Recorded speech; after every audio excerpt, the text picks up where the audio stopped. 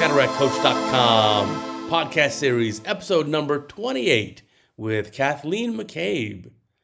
Cathleen McCabe is an anterior segment surgeon specializing in cataract surgery, but also those complex anterior segment reconstruction cases. In particular, she developed the belt loop technique, which can be used to help resuspend and reposition dislocated IOLs of all designs. And we'll talk about that in the podcast. We talk about her leadership in ophthalmology, and we talk about other things that are coming down the road for you that you need to be aware of. We had a great discussion. I am sure you'll enjoy it. Check it out. I want to welcome you guys back to our Cataract Coach podcast. Today we have Cathleen McCabe. You've seen her videos here on Cataract Coach about the belt loop technique, a very innovative way to help fixate an IOL with an absence or weak capsular support. And that I thought was a genius idea. And she's also pioneered a lot of other things. She's an amazing surgeon. She is just nominated and has taken the position of this ASCRS secretary, which means in a couple of years she'll be the president. And she's certainly a leader in our field, and there's a lot we can learn from her. So welcome, Kathy, to our podcast. Pleasure to have you. Well, I am so delighted to be here with you, the Cataract Coach. I just cannot believe your dedication to education and sharing all of the experience of so many people, but primarily yourself included there. So it's a thrill for me to be here with you. Oh, thank you. You're too kind. Tell me about the belt loop technique, because that's the video of yours that we featured on Cataract Coach, and I'll put a link below so you can rewatch it for my audience members. But I thought it was so innovative, such a brilliant way of fixating an IOL with weak capsular support. Tell me about that. Yeah, so, it's one of those things where there was a problem. I realized that, I was seeing patients who had intraocular lenses. A lot of times they were premium lenses, either a multifocal or a toric lens, that later dislocated in the bag. And as I was helping teach one of the Yamani technique courses, I realized that you could use that small segment of polypropylene suture and create a flange. And that really just got my brain working. I was like, I know I'm going to see one of these patients again. And when I do, I wonder if I can use that technology, that fact that polypropylene suture acts like a haptic on a CT Lucia lens, and instead refixate or center and support one of these premium IOLs that has dislocated in the bag. And a few months later, I had two really delightful ladies who each had a multifocal lens that had dislocated in the bag, and they really, really wanted to keep their lens.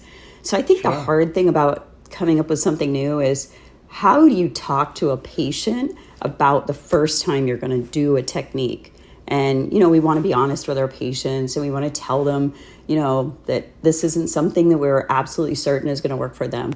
And so I think that was a little bit of the challenge for the first day. But thankfully, I had two patients on the same day. So it was an opportunity to really refine the technique. How do you talk to a patient? What do you say? Take us through it. Give me the pearls.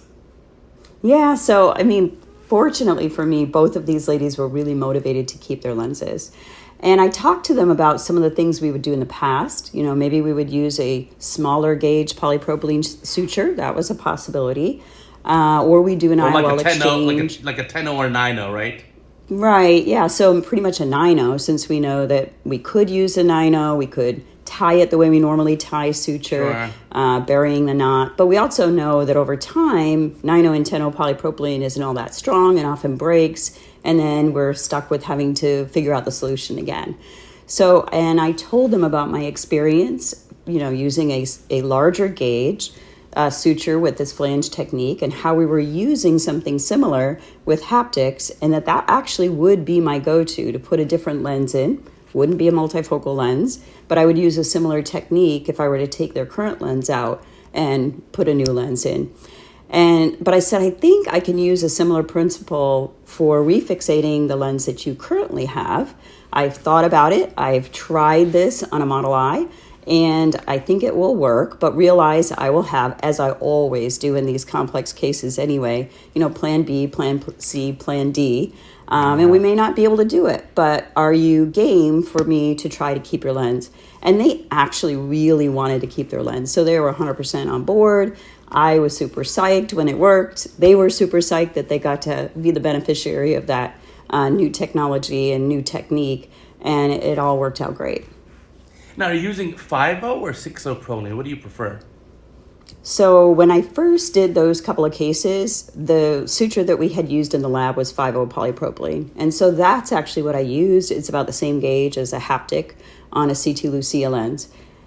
Subsequently, now I use 6.0 polypropylene. It makes a smaller flange, and I think one of the key parts of that technique for long-term safety is being able to bury the flange through the superficial layers of the sclera. Yes. So, I think the first time we try these flange techniques, our gut reaction is, boy, I don't want that to pull into the eye.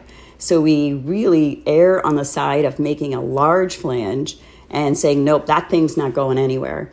But the problem with that is it's hard to bury it in the superficial layers of the sclera, and the more likely long-term complication, or the more worrisome one, is that it may erode through conjunctiva and then expose, that flange to the outside of the sealed conjunctiva, where now maybe bacteria can get into the eye and cause endophthalmitis.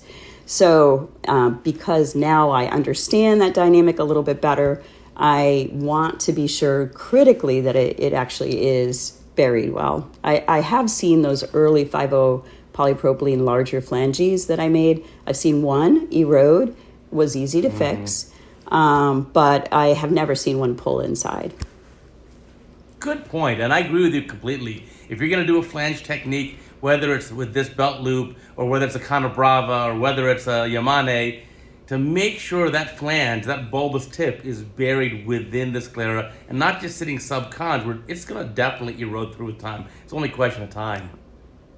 Yeah, I think the other key thing to tell patients, and I think it's one of the things that's probably precipitating some of these late dislocations, is really advising them not to touch or rub their eye.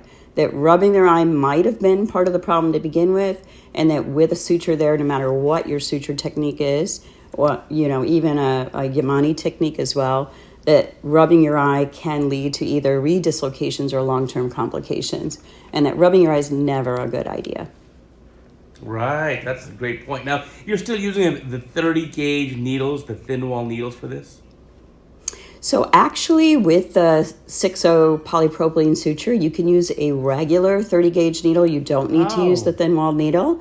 And I use a long needle. What I find to be, I think, a little more accessible to everybody, a little more stable, is to use that long needle, inch and a quarter, and externalize the needle through a paracentesis. It stabilizes the eye, and then you can approach putting the suture into the lumen of the needle with anything you like. You can just use a tire or from any direction. You're not so limited like you are when you have to use intraocular forceps and just come through a paracentesis. So I've kind of, now modified the technique a bit so that when I show videos, I think it's a little bit more accessible, a little more stable, a little bit easier for people to pick this up as a new technique. Now, if a patient presents, let's say, in your clinic, you look at the patient with a slit lamp and you see some dislocation of the bag IOL complex, and it still seems like it's pretty much there. I mean, a pearl I've learned is, in the clinic, put the exam chair back, get him in a supine position, put the indirect on, not so much to examine the retina, but to just magnify and look and see how far into the mid-vitreous is that IOL sinking when the patient's supine. So if you have a patient with a lens that's kind of... Yeah, if the lens is kind of supine, well, how are you getting it back up? What kind of vitrectomy are you doing then? Kind of walk us through that. Sure. So that's often a thing that we see. So number one, we see a patient in the clinic. Maybe it's dangling. I've seen so many different configurations. I'm sure you have too, where maybe you can barely see it, or you can only see the lens when they look down and they look up and it sort of floats up because it's hanging by maybe 2 or 3 little zonules or something. So yeah, sometimes it's hard to see the lens. Sometimes it looks like, hey, that's going to be no problem at all. It's sitting right behind the iris, just a little dislocated. But in that case, it may be just hanging by a few superior zonules. And as soon as you sit them back, it disappears. So really important tip that you just said about making sure you're prepared for what you might see intraocularly when you lay the patient back. And you can mimic that by doing just what you said, sitting them back in the chair and putting an indirect on. So sometimes you get fooled. I just had a patient this past week where I thought it was laying on the retina. Pretty much to me looked like it was. But once we got in there, it was, and I did it actually with my retina specialist because I thought it was going to be all the way on on the retina, but it was hanging by just a few little zonules and really was accessible anteriorly, and I could have probably just taken it myself. Now, in that case, it was a dislocated lens that the anterior capsulotomy was well-centered and intact, and it was actually a Cirque du Soleil performer who had a large YAG, didn't have a lot of fibrosis there, and the lens had fallen posteriorly, but was still sort of hanging on just a little bit. Now, in that case, where their lens is really not within the capsular bag, what we ended up doing is taking out that single piece acrylic lens, although I could have done a reverse optic capture. It was just a large anterior capsulotomy. That's why I didn't do that. And then I put a CT Lucia lens in the sulcus with optic capture, what I could manage of that. And that will, I think, be a long-term solution. But if for whatever reason he does some crazy acrobatics and it dislocates, I already have a lens in there that I can fixate with a flange technique, and I won't have to take it out. So I think, we're kind of thinking of the future with that solution to see how we could make a refixation, if needed, less complex. Well, that begs the question then. So if we see patients who have, let's say, significant pseudoexfoliation, should we just primarily be putting in 3-piece IOLs just to plan for that 10 or 15 or 18 years later dislocation? So great idea, but what I tend to do, because we don't have 3-piece IOL premium lenses, right? We don't really have a lot of torics that are 3-piece. We don't have multifocal, trifocal, EDOF technologies in that format. So instead, with that same idea in mind, I put in a CTR, have kind of a low threshold for that. And part of it is because I just want more real estate if I need to do a belt loop in the future. If you have nice fibrosis of the anterior posterior capsule, you have a CTR in place, putting a belt loop around the haptic plus a CTR is a very, very stable situation in my mind.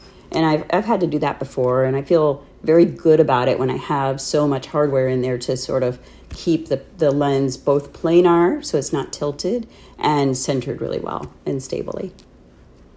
Now, you mentioned how there's obviously a benefit to having some degree of fibrosis of the capsular bag as it shrink wraps down. Now, maybe it's just my mind playing tricks on me, but I think over the last few years where we really go to an extreme almost with capsule polishing and have these pristine capsular bags, is that kind of leading to less fibrosis, and maybe even is it somewhere on the spectrum of getting towards dead bag syndrome? Okay, so great question. It's like one of those things, like where are we on that, right? So, and I happen to be a pretty big advocate for polishing, at least some polishing of the anterior capsule. So I generally, what I call power wash the posterior capsule to make sure there's no little fibers of the cortex, at least centrally. And then I do use a curette to go around the anterior capsular leaflet, not out to the fornix, not under the iris, but just where I think that it will probably decrease the possibility of capsular phimosis. And so there's two competing thoughts in my mind. I want some peripheral adhesion, a little bit of fibrosis, because I think if they need a belt loop in the future, that gives you some substance. It stops the belt loop from migrating along the haptic as well. But I also do a fair number of IOL exchanges. And boy, when you have a lot of fibrosis in there, I think, gosh, if this person had only done a little bit better job of cleaning that up, it'd be easier for me to do my exchange. So I think there's two competing sort of thoughts there. So I try to somewhere skate in the middle of those. Now, the other thing is when you look at the data that's been compiled around dead bag syndrome, it's really the configuration of the peripheral bag and not the presence or absence of those lens epithelial cells that seem to be more associated with dead bag syndrome. So that question has been asked of Liliana Werner, who did a lot of that research, and she has not said that there's a correlation with how much polishing we're doing of the bag. So I kind of defer to the person who's been doing a lot of looking at these bags in the periphery. And if she says it's not related, then I think my skating in the middle is probably a good compromise. Fantastic. So you must have done dozens of these belt loop procedures by now, if not even 100 or more, right?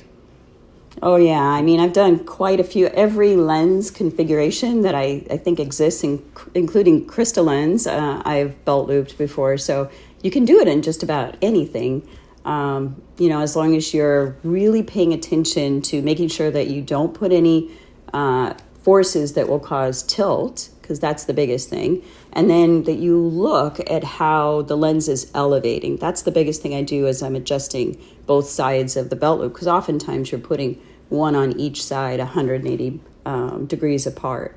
So you want to make sure you're lifting it enough that it has that normal configuration, the normal spacing behind the iris in a planar fashion. Oh, so yeah, a little bit of time to keep it even, also to avoid inducing any tilt, let's say, as well. So yeah, Yes, nice yeah. little subtleties there. Yeah, Mm-hmm. very, very nice there. Now, in your practice, though, I'm sure your primary procedure, though, is probably cataract surgery, and you've done do some unheard of number, I'm sure. Well, I do primarily cataract surgery, thank goodness. Although, when you start talking about complex surgeries, it seems like everybody in your area, because who wants to really, just do a lot of complex surgeries, doesn't mind sending those to you. So you end up doing a little bit more, maybe, than I used to do. But I find them challenging and rewarding and a service to the patient. We know financially probably not much of a service to the practice, but really happy that I can help them. But yes, I want my practice to be primarily straightforward cataracts, for sure. Cool. How did you get started in all this? Take us kind of through your path. And you obviously in med school liked ophthalmology, so you applied to ophthalmology. Where did you take it from there? Yeah, so the kind of the funny thing about my path through med school even was, in my medical school, I don't know about yours, Uday, but we didn't really have exposure to ophthalmology. It was a 2-week computer program. We didn't even see patients. We didn't even see an ophthalmologist unless we did a specific elective. And in my case, my older brother by a year and a half, is an optometrist. And I had a little bit of a, not direct route. I was marine biology undergrad, and then I went to graduate school in zoology, actually, and worked in a basic science lab for a little bit before I came to medical school. So we had a little gap there. And my brother kept telling me, you need to at least take an elective in ophthalmology. And I was like, no. Eyes are your thing. I don't need to do anything in eyes. Eventually, though, he prevailed, and I did an elective following around, on attending in retina. And I really loved retina. And so I went into ophthalmology really with the idea that I was going to be a retina specialist, and went to Bascom Palmer and spent the entire time doing retina research, going to retina, meetings, working with the retina specialist, Tim Murray and Harry Flynn there, and thought that would be my path. It was really at the very last moment that I just thought about, where that path was going to lead me and how much I loved cataract surgery, and really loved the fact that we could restore a patient's vision to better than they had before. And that's not necessarily true with retina surgery. You're taking a bad situation, you're making it better, but you're not doing something that's better than they had before typically. So I jumped ship, actually, sort of at the last minute, and decided to concentrate more on cataract and refractive. Yeah, I did the same thing. When I started residency at UCLA, more than 25 years ago, I thought, yeah, I'll do retina. I loved retina, until I started doing cataract surgery, and then it was like incredibly fun. And also at the time, sometimes timing is everything. When I was a resident, in retina, they were doing macular translocation surgery, which didn't really pan out so well for macular degeneration. There was no OCT machine. There was no anti-VEGF machine injections. So it was a different world. There was no small gauge vitrectomy even. And so at the time, I just thought, I think you and I are contemporaries because, really it was just at the end of my residency, and it would have been at the beginning of my fellowship that any intravitreal injections really started. That was not on my radar. I did not know that was going to be the landscape in retina. I did think it would be, complex and really interesting retinal surgeries that would test, your surgical skill. But if I had known the landscape, I would have only been even more excited to do something that I felt, was making that very short impact, very or very short surgery with very large life-changing impact. And I think the second part of that was that I had always been interested in global healthcare and missions, and really doing cataract surgery as a way to make a huge impact in a short period of time that really is life-changing when you travel outside the United States too. And that has been a part of my practice all along. Yeah, I do the same thing. I haven't done one since COVID, but prior to that, just about every year I do a charity surgery mission trip where you do some phaco, but a lot of MSICS, manual small incision cataract surgery. And those patients are truly needing it. I mean, truly blinding cataracts. It's one of them, I think it's my favorite modern miracle of medicine. I totally agree. And it's like, to me, it's sort of re-energizing. So much of what we do today, we are thinking about reimbursement or regulatory things or paperwork or prior authorizations or all of this other stuff. And it just takes all of that away. And it's so simple. A patient comes with a very severe problem that's life affecting. You see the problem, you have the solution, you provide the solution, they see the benefit, and like all the other stuff that goes on and it's frustrating, we don't have to deal with. We just go problem, solution, yay, we can celebrate. And, that is like reaffirming for why we do this to begin with. And it re-energizes me. And we've actually been doing this one mission that we do every year in St. Vincent for 20 years now. The first year I went was in 2003. And so this year in May, we went in our 20th. It's not exactly our 20th year going because we missed 2 years with COVID, but we've been back for 2 years now again. And it's been a passion project for us as a family as well, which has been really cool. And then next month I go to Kenya again for my third time. Actually, yeah, in September, so in a couple weeks. Wow, fantastic. Yeah, for all our young audience members, our podcast has the full spectrum of age of ophthalmologists. So anywhere between like kind of late 20s to probably late 80s is our audience, but mostly 30 to 50. And for the young ophthalmologists, I certainly recommend sign up for one of these charity surgery trips. You will really enjoy it. And it will test your surgical skill because you'll have the toughest cases with the most basic of equipment. But I think that, it's so important. So I'm going to just second what you said because I think what it does, and if you get involved early, you realize it's going to keep you nimble. It's going to keep you thinking outside the box and not afraid to get outside of your comfort zone. And I think that's one of the things that maybe slows down our evolution as surgeons, that we think, I used to be nervous about this or that. Now I can, think about other things unless there's something really unexpected happening during surgery. I don't want to go back to that feeling of being nervous or, not being 100% comfortable. But it also freezes us a bit where we are in our surgical skills. And I think if you keep taking yourself outside of that comfort zone, which always missions do, even our mission we go on every year has a different challenge every year for sure, then you keep nimble as a surgeon, you keep innovating as a surgeon, you keep thinking outside the box and being comfortable with being uncomfortable. And so those are key things to keep, in your comfort level, in your skill set, being nimble. Yeah. Oh, I think that's fantastic advice. Yeah, you've got to keep pushing yourself surgically too, because as you've seen in your career and I've seen in mine over the years, you keep evolving. Things keep changing. The way we do surgery now is certainly not the way we did it in the past, and you got to be able to teach yourself this. Right?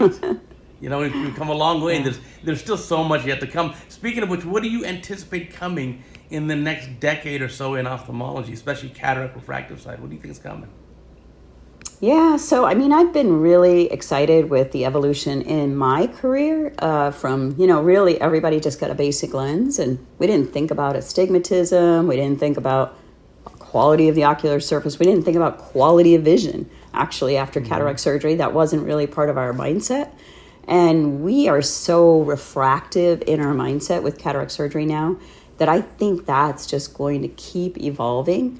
And I'm very excited for having a truly accommodative lens, a lens that will allow us to really see a smooth transition from distance to really near that we want, that high-powered near that we're looking for.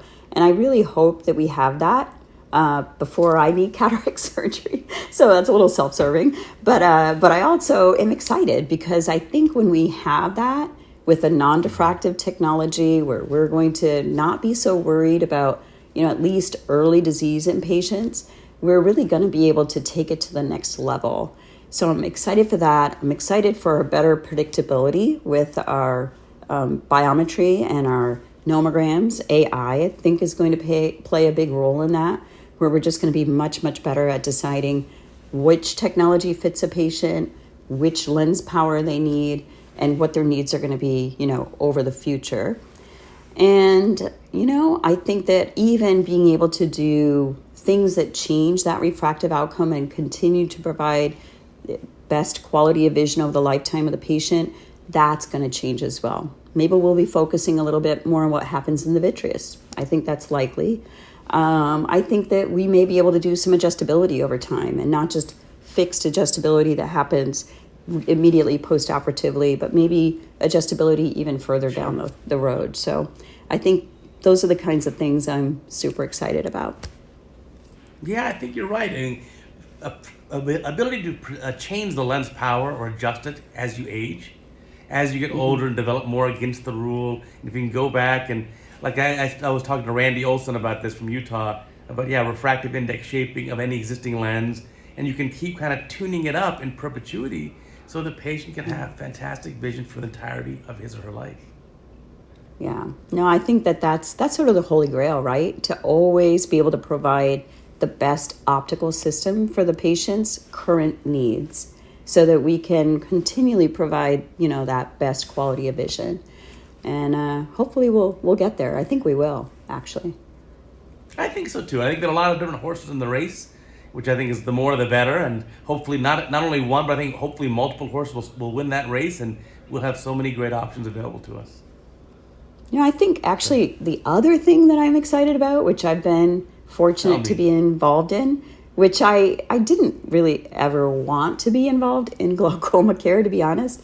That was not part of the cataract refractive plan, but I've been really, really excited to be a part of the MIGS journey. And I was an early investigator with Ivantis, with Hydrus. I've been part of the investigative team and research efforts with Glaukos and with other new technologies in the MIG space. And, I just think that is such a benefit and such a wonderful thing that we can offer as a holistic treatment for our cataract patients that not only helps them to prevent them from getting to more serious complications, surgeries like trabs and tubes, but it improves the ocular surface when we can get patients off of topical drops. Sure. So I've been very excited about that. I think there's so much in the pipeline right now, and not really where I thought I would be, not on my radar in those early days, but a really exciting place to be as we provide better care for our patients. Well, I think you're right. It's a neat time to be in ophthalmology, and I think the golden years are still in front of us, so they're coming. Now, tell me about your career path. Now you're obviously a very busy surgeon. You do a tremendous volume of surgery, but how did you get kind of ramped up, and like after your training, you don't just land where you are today? How did you evolve that? So I think I had a little bit of a different path because remember that brother I told you about who's an optometrist? Well, he practiced in a pretty large network. It was, large at the time. It's gotten tremendously large since then. But a network of optometric practices in Indiana.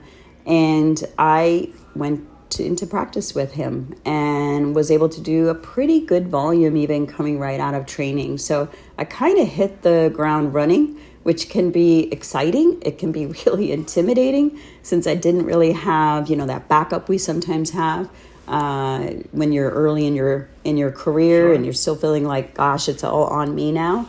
And I had the opportunity to pretty much do a wide range of things, as many of us do right when we come out of training. I did lids and retinal lasers and, all kinds of strabismus and, just a little bit of everything.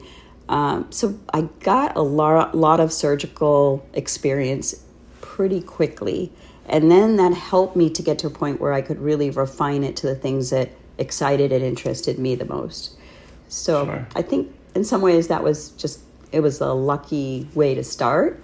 And after about 10 years in that situation, I needed to get back to the ocean and back to marine biology, at least as a hobby. So we ended up back in Florida, where we've been ever since. Oh, fantastic. So you tell us about your position in Florida. Yeah, so I'm in a multi-specialty practice on the west coast of Florida in the Cataract Highway. So we have a lot of volume here.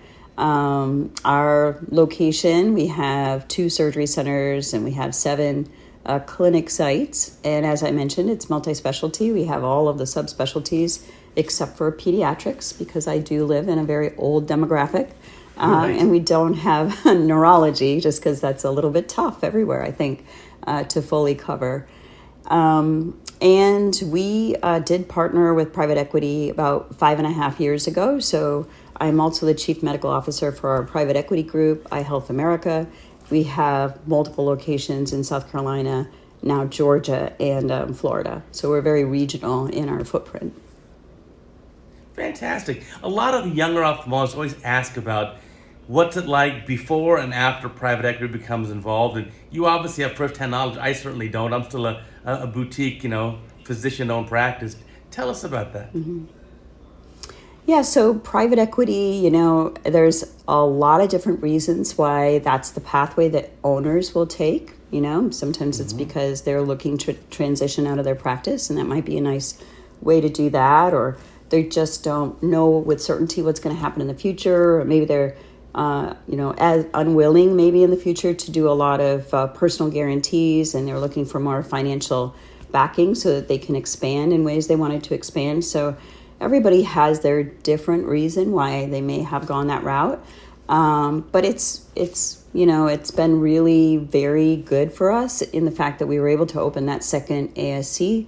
We have been able to acquire more practices and increase our footprint and collaborate with other practitioners in other places where we learn from them and they learn from us. So it's been good. I at the same time, I will say it's not for everybody. So if you are in a practice where you like being able to make very quick decisions that maybe don't always have an immediate ROI, return on investment. Sure. So maybe you want to change your phaco platform. Well, maybe there's not an immediate way to show that that's going to result in, more revenue for the practice. In fact, you might have a capital outlay for that. But you know that new technology might result in either better outcomes or more efficient surgery or something.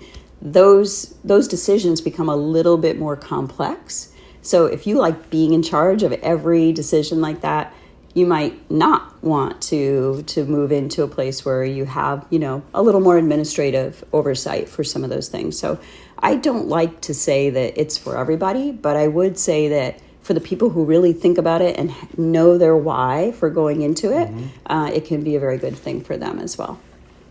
So it's all a balance, and just figure out what works for you and decide if that's the right fit.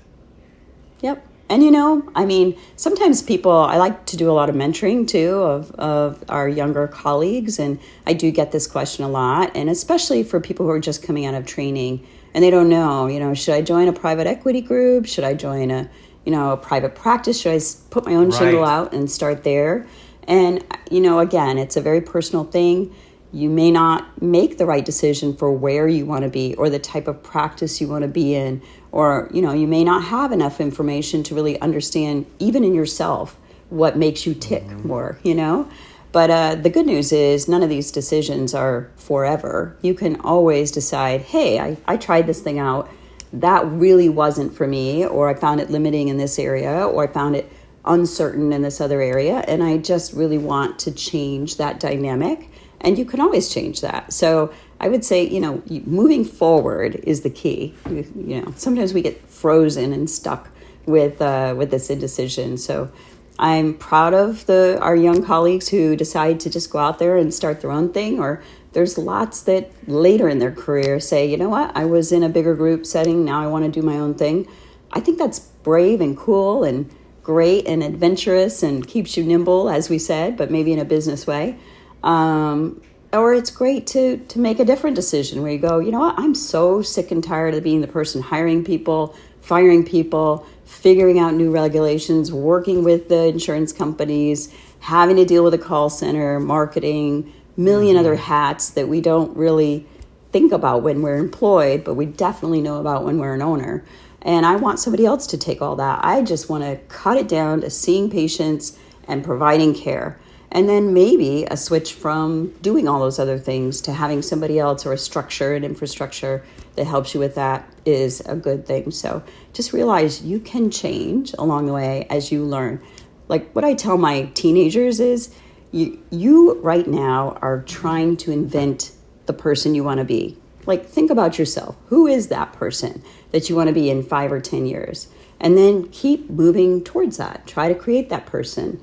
And I was having this conversation with my 16-year-old the other day, and I said, you know, I'm still doing that. I'm still figuring out who I want to be. I was going to say, I'm not 100% certain yet either. No, I'm like, you know, you see me right now trying to like work out and be a little more fit because I realize I'm getting older. I still have so many things I want to do. A lot of those are active things. And if I keep going on this pathway I have been going on, I'm not going to be able physically to do the things I want to do. So I'm reinventing myself now. I'm trying to stay, you know, fit enough that I can do the things I want to do in the future. And I'm thinking about that me 5 years from now, 10 years from now, that I want to be and trying to make steps to get there. And I think we just keep doing that. We keep reinventing ourselves. So it sounds like you, like me, have found a little bit more balance, you know, after in the middle of the career as opposed to the beginning of the career. Yeah, I think we get wiser, right? I mean, there's a lot of ways I would like to go back to my 20s as far as energy, you know, and, you know, ability to do all these things and be stronger or whatever. But boy, if I had to give up the wisdom from what I learned along the way, I don't think that's a good swap. So the wisdom's pretty important, right? Right. And I can attest though, on the physical part of it, I can bench press the same now as I did in med school 25 years ago. So you can certainly get back. It took me 2 years to get back there, but I promise you can do it. It just I know time. I'm working on it. It's not there yet, but I'm taking the steps. You're an inspiration, Uday. Oh, you're too sweet. You're very kind. Tell us about your leadership role. So obviously we just announced at the beginning of this, you're going to be ASCRS secretary, and then a couple years down the road be president-elect, all that. Tell us about how you got involved in all this and why that's important to you. Yeah, so I mean, I think that, you know, there's different philosophies, again, as you're trying to figure out who you are. And one of my philosophies has been to try to leave things better than I found them. So part of the reason that part of the reason why you dedicate so much time as you do to mentoring and to education is because you're trying to elevate ophthalmology and you're trying to help everybody to do like a better job and all of that. And that's been important to me too, you know, to try to leave things better than I found them. And as you move through your career and you find the ways that are rewarding to you to do that, you know, there will be a point where you start having bigger and bigger roles as you become more and more involved. And so I had the pleasure of being, you know, the Outpatient Ophthalmic Surgery Society president and, you know, doing some leadership things with AAO, doing some leadership things with ASCRS, and as you mentioned, the secretary role. And that'll be a 6-year commitment, actually, on the executive board. So I'll be around for a while doing those kinds of things. But that's been really rewarding. I feel like it expands maybe some of the ways that I can give back, because I feel like the profession's given a lot to me, way that I can give back and maybe have a little bit bigger influence, hopefully in a positive way. Oh, I think that's great points. I mean, that's nice. I like the thought of leaving it better than I found it. So kind of leaving an improvement for everyone. I love it. It's fantastic. Now, how do other people, other ophthalmologists get involved with this?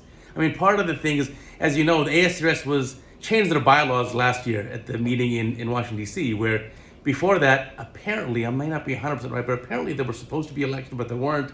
And then as of last year now, it's just kind of internally nominated and selected. then that seems kind of odd. How do you get a person who's an outsider? How do they get involved? Such a good question. I'm so glad to have the opportunity to talk about that, because really it's sort of like, it's very parallel, I think, to the question I'm often asked about how do you get involved with industry, and how do you get involved with our national organizations as well. And it's really by, number one, stating that you're interested. So just keep telling people what excites you about ophthalmology, where you're interested in being involved. Do you want to, learn more about government relationships and how we advocate for ophthalmology? Do you want to be on the education side and maybe be involved in one of the clinical committees? Do you want to be involved in planning meetings? There's many, many roles that you can take in different organizations that will then lead to more and more leadership roles. But you can't wait for somebody to come and ask you. You have to start talking to people and saying, look, I'm super interested in being a bigger part of this. And once you do that, believe me, as soon as you're the person who says, yes, I will do the work, and when you're asked to do something, you do the work, we're always looking for people that are reliable that way, that are passionate that way, that really care about giving back and being involved. And as you make those first steps, like I mentioned, and become more and more an integral part of those different groups or different parts of the different organizations, people will recognize that, and you will move up in leadership that way. So really, and for this pathway that I'm on, the secretary to treasurer, vice president, president, it's a long pathway. That really is because I then stepped into some of those leadership positions after being on committees for a while.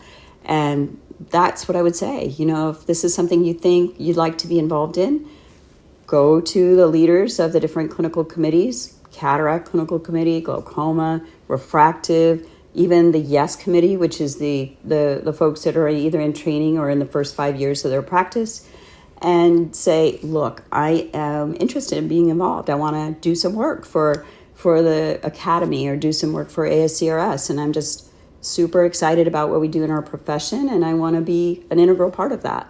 You will definitely find takers. We are always looking for committed people, and that will be a pathway to more leadership.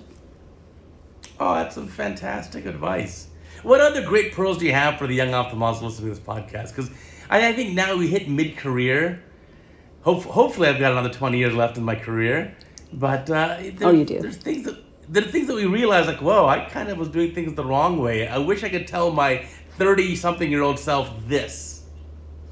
Yeah, so first, I would like to say, just realize that you have a perspective that's valuable. I think one of the things we sometimes do is, a lot of people, they'll be like, I just want to get involved. But as soon as they're on a clinical committee, say, or they're on a medical advisory board or an ad board, for a company or wherever, they are a little shy, maybe a little reticent, a little imposter syndrome about their role there. They don't really know if they have something to contribute, or they don't feel like maybe they have something to contribute. And the first thing I would say is, yes, you do. Everybody has a unique perspective, and especially a younger ophthalmologist perspective. That is information that everybody wants to know, because that's the future of ophthalmology. Right. So you not only have a unique perspective, you have a critically important perspective, and just speak up. And then the second thing is, I would say, is be honest. Nobody really wants to hear you just say what you think they want you to say all the time. They want to hear your honest opinion. And so not only is it unique and it's important, but it is something that you should really share as a truth that you have in your vision or your experience, and be honest about it. You don't have to always be agreeing with everybody. That's not actually as useful as having some disagreeing perspectives with others that you hear, even if it's somebody you respect and they're older and you feel like maybe they have more experience to speak from. You still have an important thing to say, an important perspective to share. So speak your mind, speak from the heart, just be you. Don't be shy about it. Absolutely. And then another point would be, don't be shy to talk to people that you see that maybe you want to have them as a mentor or you want to hear their perspective. I think the other thing we sometimes do, and I don't know about you, but when I was early in my career, I didn't reach out to people that would have been mentors to me because I definitely felt like they would not want to hear from me and that I would be bugging them. We didn't have as many mechanisms, I feel like, to get involved and to connect like we do now, like Young MD Connect, great organization for our younger colleagues. But take advantage of those and realize that it energizes, I was going to say the old folks, but the legacy doctors, I like that word better, legacy doctors. But it energizes everybody to see enthusiasm, to see, your perspective, like where you are, what are your questions, it's kind of flattering, for somebody to say, hey, I think you might have, something to share with me that would help me on my pathway. So I feel like most of us, if not all of us, are very receptive to your questions, to reaching out, to you wanting to find out more or to hear, your perspective and your questions and then share our experience with that. So it's welcome. And don't feel shy about reaching out. I think that's a great point. Yeah, in fact, every email I get, every DM on Instagram, every YouTube comment, or every way people contact me, I reply. Yeah. If I didn't reply, I didn't get your message.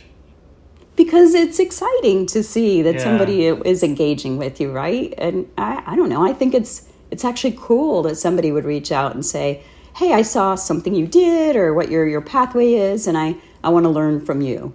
And I think most of us feel that way, that it's not a burden. It's actually something that energizes us. Right. We have such a small field, right? We're training like 460 new ophthalmologists per year, period. That's the total number of residency spots. So it's like, we're small beings. It's a small community. I think that's neat. Mm-hmm. Yeah, absolutely. That's fantastic. Well, I look forward to seeing more of you, and certainly I love learning from your surgical videos, and maybe we get another submission for you for CataractCoach or some other interesting case you've had. But certainly, again, I'll link it below, the belt loop technique. It's something you just need to know. You're going to find so much use for it in your clinical practice. I've used it a number of times already, and I just thought, wow, this is brilliant. I'm going to now upgrade. I've learned from you 6.0, and I can use a 30 gauge long one, but just the regular one. I don't need the thin wall ones anymore. So I was listening. Absolutely. But no, we'd love to see more videos from you. I certainly really appreciate you taking the time to do our interview, and thank you again. Oh, no, thank you so much. And I just want, on behalf of all of us in ophthalmology, to thank you for your dedication to educating us all. Because now tell me exactly what number you're on with CataractCoach. Well, we all learn together is the key. I mean, I learn as much as I put out there. But in October, we'll hit video or post number 2,000. So every day for 2,000 days in a row. That's incredible. That is unbelievable. So, my thought behind it was, okay. You're too sweet. My thought behind it was, if I can influence, let's say, 1,000 ophthalmologists, and they each do 1,000 cases a year, if I can teach them something, that's 1 million patients. I'm telling you, that's... Right? Now take a step back. There are 55,000 subscribers so far, and 20 million views. So she's telling you, the reach is out there. Like when I'm really saying leave things better than you found them, and making your impact exponentially greater, you have done that with the platform that just expands everything. And not only that, it's not just your experience, but you've allowed us to share our experience in a much more effective way than we would have otherwise. So again, thanks. Oh, thank you. You're the best. And now that you're the ASCRS secretary, I can give like a subtle hint, like hint, educator award.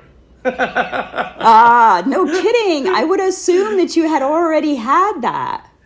No, I've had the first winner of the award. Tom Oding has been kind enough to nominate me every year since after he got his award. But I'm hopeful. I'm like the guy who never quite wins the Oscar but gets nominated. So I'm going to tell you, you are that there's nobody I can think of that deserves it more. So you're too sweet. I'm rooting for you, but I know I don't need to. There's 55,000 other people and 1 million downloads that are rooting for you too. Well, 20 million, but who's counting? 20 million, 20 million. 20 million views. But thank you Yes. again, and I look forward to another video from you. I appreciate it. All right. Thanks so much, Uday. Thanks for enjoying that podcast with me. And remember, please subscribe to the podcast and tell your friends about it.